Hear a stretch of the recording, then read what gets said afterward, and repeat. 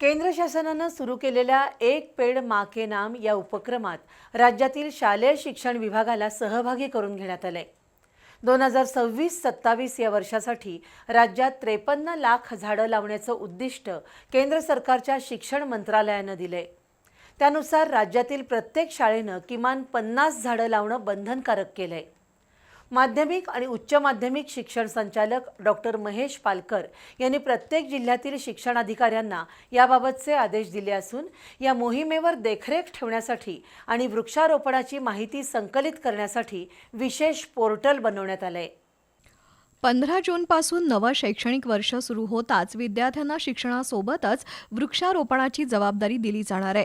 केंद्रीय शिक्षण मंत्रालयाच्या एक पेड़ माँ के नाम या महत्त्वाकांक्षी उपक्रमांतर्गत राज्यात 2026-27 या वर्षासाठी तब्बल 53,01,257 झाडं लावण्याचं उद्दिष्ट देण्यात आलंय। मोहिमेची अंमलबजावणी करण्यासाठी राज्यातील प्रत्येक शाळेला किमान 50 झाडं लावणं बंधनकारक करण्यात आलंय।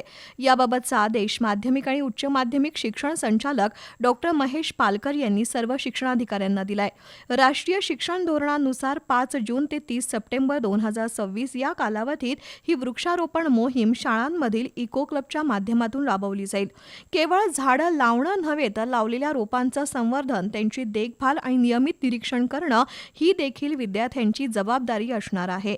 अनेक शाळांच्या आवारात वृक्षारोपणासाठी पुरेशी जागा उपलब्ध नसल्यानं विद्यार्थ्यांनी घरातील उपलब्ध जागा, रस्त्याच्या कडेला सार्वजनिक जागा किंवा शाळेकडे जाणाऱ्या रस्त्यावर वृक्षारोपण करावं। वृक्षारोपणाची माहिती संकलित करण्यासाठी विशेष पोर्टल उपलब्ध करून देण्यात आलंय। शाळांनी आपल्या उपक्रमांची आणि लावलेल्या झाडांची माहिती वेबसाईटवर अपलोड करणं बंधनकारक आहे।